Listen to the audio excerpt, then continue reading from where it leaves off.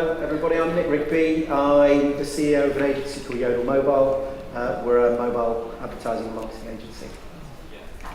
Hi, I'm Vanessa Storac. I come from Barcelona, where I run my mobile marketing agency, and we are really specialized on app retention.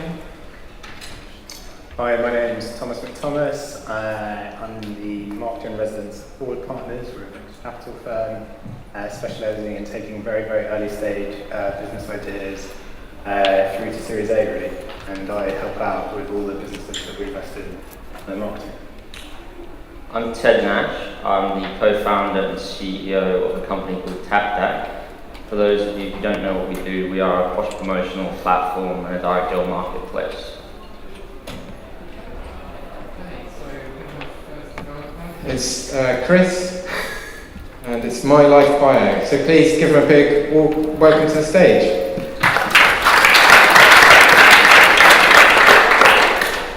Hi everybody. It's hard to take you guys seriously for a second, isn't it? I know. As James says, my name's Chris. I'm the founder of MyLife.bio. MyLife.bio is all about you and your life experiences. So it came about from a need for me to be able to record things that I do on a day-to-day or week-to-week basis without having to share them with the world, as you do fairly commonplace on social networks. So, MyLife.bio is social in a private way, which means that you can enter experiences, you can share them with people, you can tag people, but the only people that see those experiences are you and the people that were there. So this is better than a personal diary app. It's less than a social network, but desirably so. You can collaborate, so your bio becomes as good as what you, your friends, and family can remember about your lives. You can add photos, you can add comments. You can do all of the things you'd expect in a social app, but without that fear of it being shown to everybody. So, I won't talk for very long. Just a few screenshots. You can't really see them from the back of this one. Look at the preview of the iTunes store. And then what I've done so far. So MyLife.bio had a soft launch in June on both the Apple App Store and on Google Play. I've done a bit of focus on the local community, so I've appeared on Aylesbury's local radio station, which is where I'm from, and I've been on BBC Three Counties, just to build a bit of awareness about MyLife.bio, the idea, the backstory, why I feel it's important, and I've done no kind of paid advertising as yet. So I've been looking at the initial group of users, so that brought in a couple of hundred downloads. I've been paying attention to what they've been doing, having a look at how that compares to my beta group, so this has been in beta for 3 to 6 months previously, and trying to figure out why the retention and acquisition rates were quite as good now at launch compared to what they had been in beta. So to give an example, with my beta group of 100 users, over 50% of them are still using the app 28 days later, and of those, 65% use it on a week, or at least once per week. Whereas with the group that downloaded it in the last month, only about 10% is still active after 28 days. So I've made some changes. I've launched a new version this morning actually, which has added some additional features to kind of help you through that initial journey and try and convert you into someone that's adding experiences, tagging your friends, and then hopefully starting to invite people in to use it. And that's where I've got to.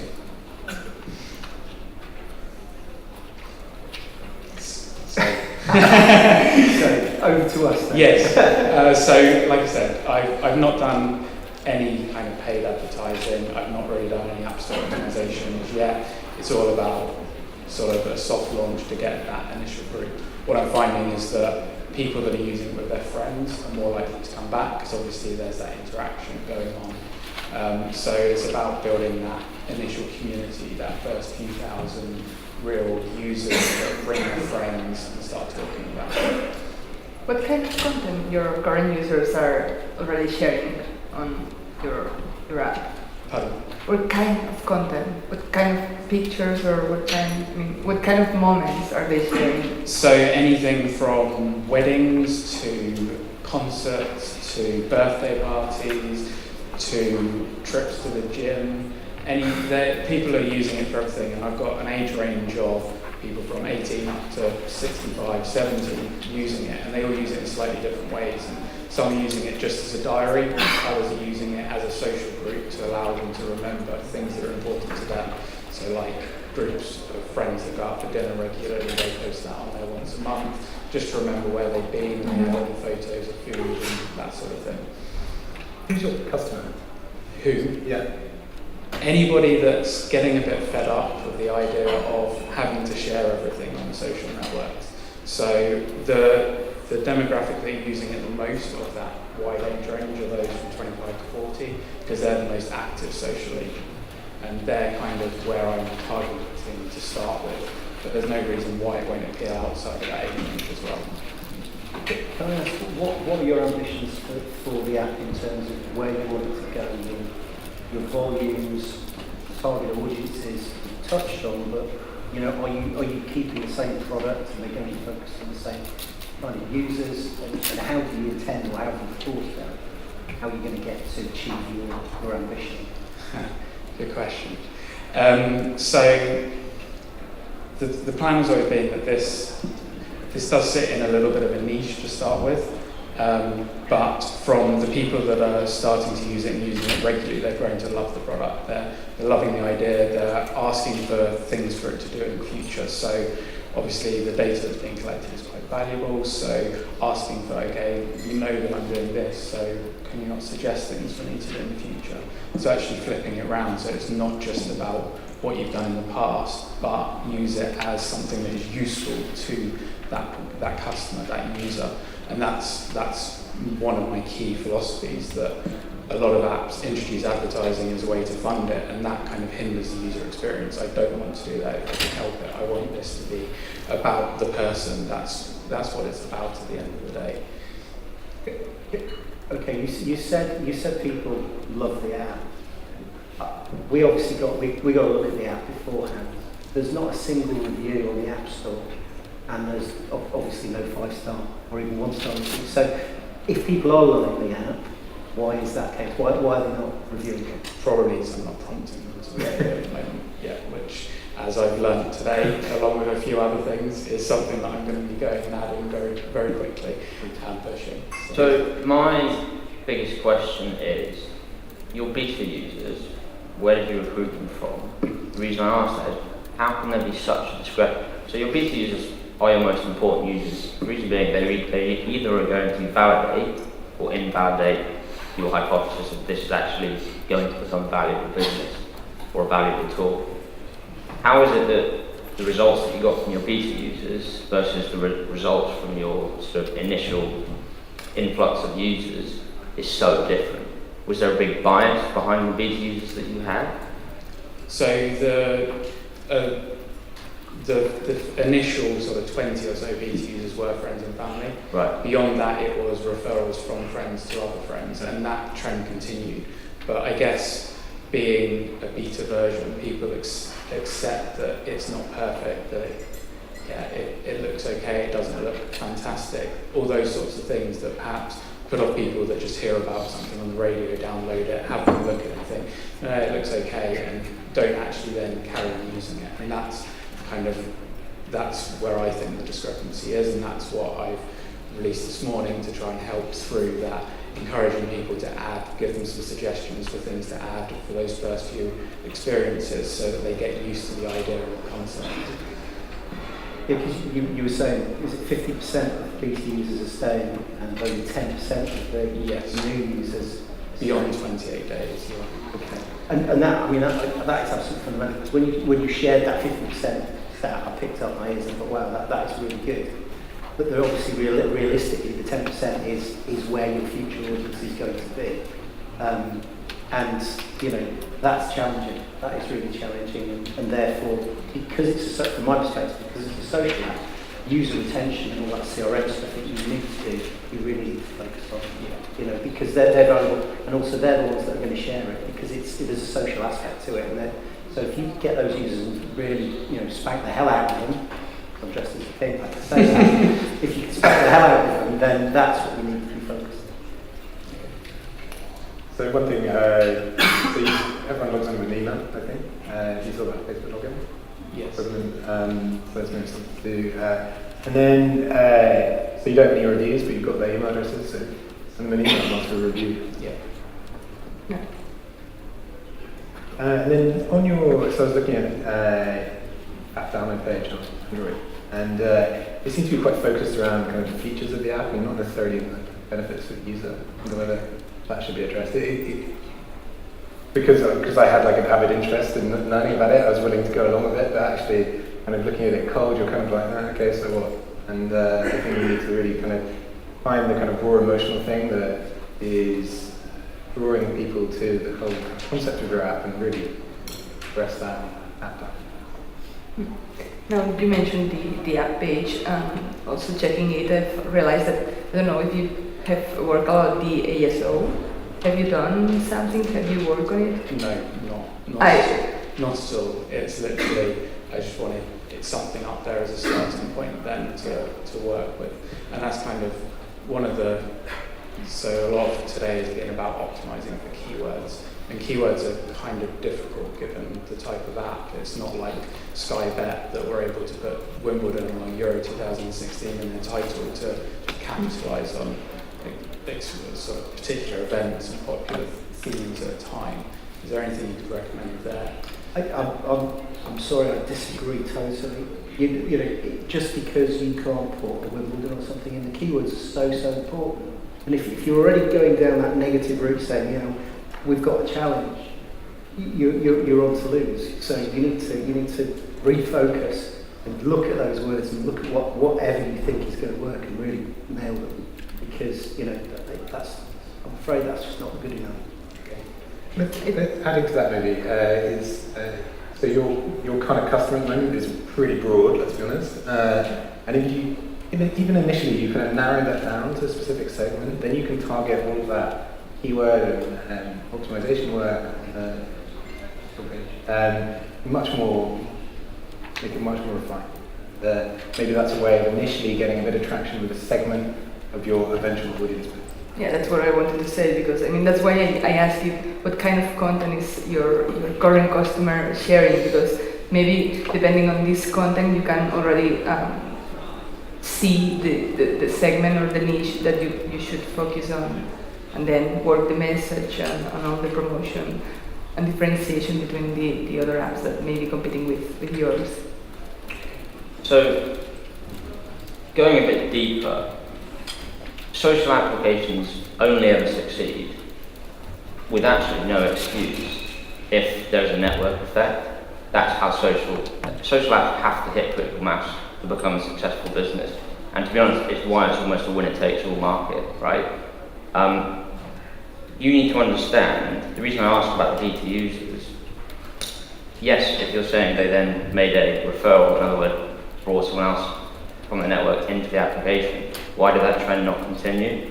So it's coming back to understanding what is the aha moment of this social application that's going to put people and start that network effect. If you're starting to think about buying traffic through CPI, ad networks, or even social influencers, you've already lost. Because the whole premise of social applications is, one, they are hugely engaging, they have to be to succeed. If you don't understand the point of which your application becomes the most valuable part to that individual user, you have no idea what part of the application you need to optimize in the first place. You need to understand, yes, your beta users started to invite new friends, but if they're friends and family, they did it because they love you and they care about you, not because your application is any good, right? That, from what I'm hearing, they've invited people, but those subsequent people who are one step removed from you have not gone on to invite anyone else. So at what point within their application did they drop off? And equally, of your friends and family, yes, there's going to be a bias, but was there a particular feature that they continued to use and they genuinely thought was valuable? And just putting it out there to everyone, never ever get your friends and your close family to use your beta product, because they totally skew the metrics. Reason being is they want you to succeed, right? Of all the people in the world, they want you to succeed at all costs. So this is a good example of probably them giving you some distorted feedback which has led to probably a misfocus on the right area. So I think my advice would be, if I were in your situation, one, if your company is to succeed, it's going to look very different in 4 years' time than it does today. But that's the most important aspect. You have to find out what it is, if there is a sticking point within your application, and that's what you need to optimize, not the application as a whole. Yeah. And going on that, so 100% with you on network effects, and that being the crucial thing here. Have you heard of viral loop mechanics? Vaguely. Okay, so that's the thing that's going to drive your engine of growth within your app. Basically, you need more than one. So for every user that comes in, they need to bring in 1.1 at least new users, or over one. And that's the only way that your app will actually grow without you having to pummel the CPI networks, whatever, to get new users in. If it's under one and you turn off the advertising, your app will just wither and collapse. So there's a guy called Andrew Chen who's got a load of really good reading on viral loops. Going back to the niche thing, the target, I was thinking that maybe if you don't really know who's going to be your target, because maybe the current users are not your real target in the future, you can launch small ad campaigns to targeting different groups and see which ones are responding better. I mean, which are the better, which are driving more downloads or more users. For example, I don't know, target those group of people that are going to on holidays now. I mean, time for holidays. So see if they are using the app, sharing their pictures inside the app, and see what they are doing. Or maybe, I don't know, I have a lot of friends who have babies right now, and they are really aware of their privacy. Maybe this is another target that you can focus on and see how they respond, and check them. I think that's one of the better ways to know what's the real target you can have. Can I just one final thing is when I downloaded and went through the initial sign-up process as well, it wasn't as smooth as it should be. There was too many. It's hard enough to get somebody to download an app and then register. There were too many blocks there. The onboarding process was exactly the same as the App Store listing in terms of the images, and it didn't tell me anything more, and then I went straight into the reg. It's an easy thing to change, it's an easy win, but you'll get a lot of people falling out on that because there was too much information to fill in. So it's an easy win for you to do, focus on, just have a look at that and make it a lot smoother. Okay. That 10% might go up to 20. Okay, thank you. Cool. Okay, thank you everybody. Okay, big round of applause to Chris. It's not easy to stand there and have all the feedback in front of you, so I think really appreciate him doing that, and I'm sure we've all learned a lot from it. I definitely did. So next up, I'd like to welcome the second development to the stage.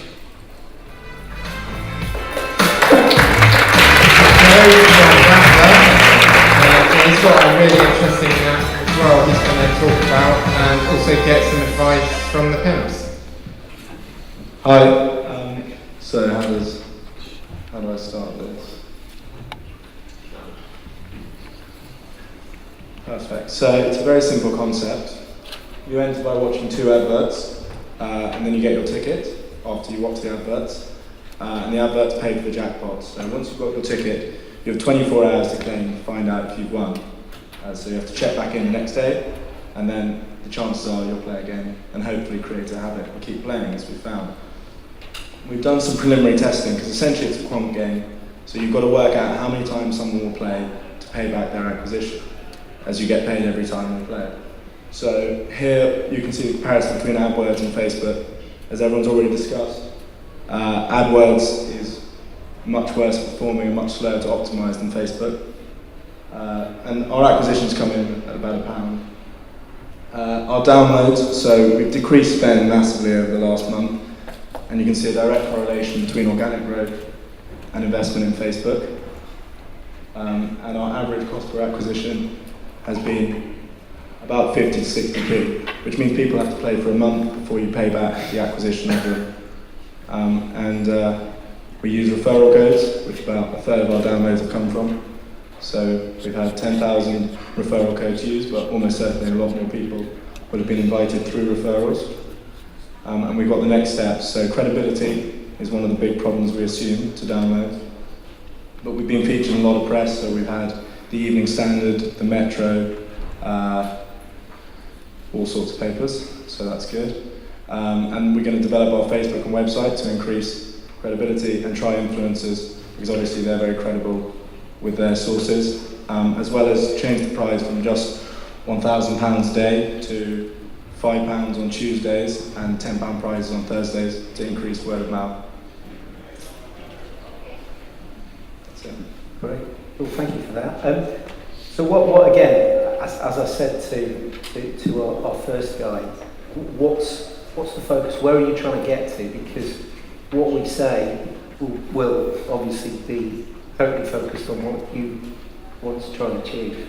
So the goal is obviously to get past the point where your jackpot's £1,000. So you pass 50,000 daily users and the prize accelerates past £1,000, so it's exponential. The more people who play, the larger the jackpots get, the more people are incentivized to play, the more you can give away, the larger your word of mouth, the larger your credibility. So the initial goal is obviously 50,000 daily users. In our first 3 months we got 50,000 installs. Our retention is extremely high, so we see over 22 plays in the average player's first month, which means that they almost pay us back in the first month. So after that, it's just a game of money on top of that. So once you hit that 50,000 benchmark, it's essentially profit, and then hopefully the goal is to scale the prize as your user base grows and replace the lottery, would be a goal. So you've set your target on what you think you need to make, rather than what the numbers that people you need to get to actually achieve substantial growth, i.e. the tipping point. Have you determined what the tipping point is from a... In what sense do you mean by tipping point? The tipping point being a point when you've got so many users that you can basically take your foot off the pedal and it just... Yeah, so we've got a suspicion. I think that's probably around 200,000. It's very hard to quant that because obviously you don't know until you have a tipping point where the tipping point is. But the prizes would almost certainly start to escalate at 200,000 downloads. And who are the really heavy players demographically? Well, it's quite. We haven't really. We know that our user base is fairly consistent. It's 80% university educated, which is very interesting. It's 18 to 30, and what's the most attractive thing about it is it's 45% women, 55% men. So where gambling really struggles with women, we haven't had a problem with that demographic. So yeah, it's primarily young, educated, urban people. 40% of London, I think, and the others are in cities. And those are our key demographics. In terms of play rate, which play the most, it's fairly consistent. We've got very high retention stats. What are the retention stats? So we've only been live 4 months, but from the first month, 78% of people played at least once in the third month, and we see 22 play. I mean, they level out at about 25% by the end of the month, but as I said, those people then do play again, so it's a question of re-engaging them. Once you start playing... What's the average revenue per user? So we've only been going 3 months, so the average user plays 22 times, so at the moment it comes to about 44 pence, but we're confident that we can recreate that curve. It's a question of consistently recreating the curve. So once you start playing, you taper off when you don't win, but if we can then re-engage you with an email or a push notification, we recreate that curve because you've got to check to see if you've won. So even if the curve is less steep, once you break even with the first curve or come close, you can consistently monetize that user. So your current average cost per install is 50 pence? Yeah, so we're losing on installs at the moment, but that's because we haven't effectively monetized or fully. So we're doing a very base monetization, which is... But you say that, so this is basically a business of arbitrage, right?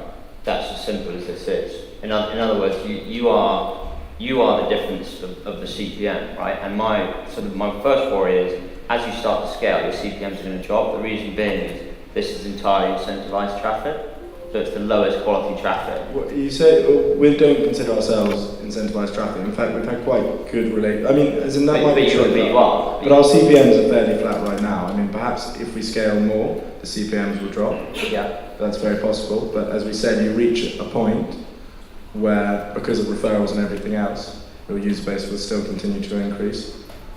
So what I'm getting at is, I know running an ad network with scale, your CPM is going to drop. It's especially going to drop because advertisers don't like incentivized installs. And that's what you guys are, right? We don't do installs, so we do video campaigns. So you watch a video, it's not installs. Yes, but it's incentivized. Yeah, it's incentivized watching of adverts, yeah. So the reason why I mention that is I don't think you should be focused on cost per install, because for you to ever buy that at ROI positive is going to be incredibly difficult. The reason being is the incentivized traffic is the lowest, right?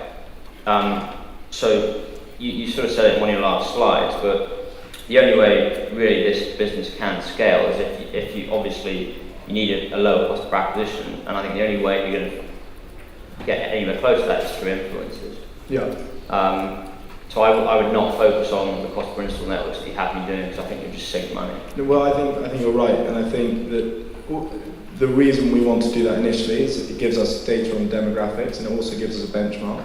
So at least now when we go to influencers, we know what we can guarantee through sites like Facebook, and therefore anything under that, is effective. What is interesting is, though it's unscalable, it's close to efficient right now.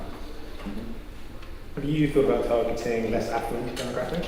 We didn't actually target it. We're not targeting affluent demographics. It's just word of Or mouth. rather, maybe, so now you know that a lot of university grads use this. It strikes me that a lot of people who didn't go to university might like this. I think that's definitely true. I think that it's just chance. It's because we haven't really invested in advertising. Okay. So I think what happens is if someone wins at a university like Edinburgh, they go down the pub with everyone on campus, and that's quite a big thing, winning £1,000 as a student. So we saw initially when someone win at a university like Edinburgh, you could see up to 1,000 installs in a day. So that's the reason we think we did so well in universities, because when someone wins, it's got such a huge campus effect. I was thinking about the user. I mean, I installed the app, I tried, and I watched videos, and I played, and then I was like, oh, that's it. Have you thought of doing something else? Because I don't know, my feeling was that, oh, I can do anything else. Yes, I can check if I win the prize, but after 24 hours or 12 hours. But are you thinking of doing anything else just to keep?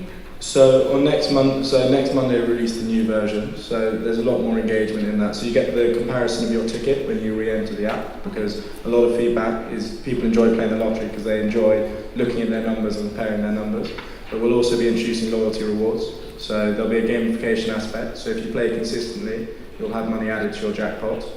And then if you don't play for a day, you start to lose money. And we can bring in all sorts of things like you can play games. Once you've played 3 times, you get to double your jackpot by flipping a coin, etc. That was another question I had, because I mean, this is something that you have to play every day. And are you launching any kind of notifications to remind the user that, hey, haven't you played already, or something like this? So at the moment we haven't done retention because we released the MVP and wanted to make sure that it was everything worked and work on the feedback from our users before we re-engage them. So on Monday, when we'll start re-engaging our users, we'll move the draw to 7 because a lot of people don't like waiting till 1 for the draw. And then at 6:30 or 6, automated, if you haven't played or checked, they'll say, did you win? Make sure to come back in. And that way we won't bother users who've already played. And we can also do a lot of lead gen because we've got so much detail on users. So we can do campaigns being best way to spend £1,000, or when it's £10 Tuesdays, we can do the best way to spend £10. And obviously lead gen pays extremely well. Can I just quickly come back to the point Tom was making, which was the audience? I think arguably the future will be that, for want of a better way of describing the traditional bingo audience, which is older, more down market, and potentially more female than male. And I think the audience you've got now is obviously very, very interesting, but arguably they're going to be quite a fickle audience, and they're not going to be students forever. So I mean, I would be, if I was sitting here looking at investing in your business, I would be very keen on seeing how you were going to move that audience further away for the bulk audience, which arguably is going to be that bingo audience. I think one of the 2 clear ways, which I can think of, or the ways we're looking into, is developing the website. So obviously they use, older audiences use browser much more, and it's a much greater tool to come into the app. And it's also looking at the way you advertise and what influencers you might speak to. So conventional media is obviously much more powerful for that demographic. But I think that is it's a good point. And yeah. Any last comments, guys? I just want to say I find it addictive. Well, what's interesting is the retention is so high, and I think that if we can get the branding on the product right, the goal isn't to be video adverts. I think that pre-roll has enormous amounts of problem on mobile, full stop. I think that if you can get to a point that you use engaging content, so for example, where someone designs a Nike shoe to enter, a Nike ID, I think that you'll get over that hurdle of ad networks not wanting, or large advertisers not wanting to work with incentivized campaigns. Yeah, I guess also if your prize fund goes up, then you can ask for more users as well. Exactly. So then it's not just. And as your credibility grows, I think that you'll find it much easier to work with large advertisers.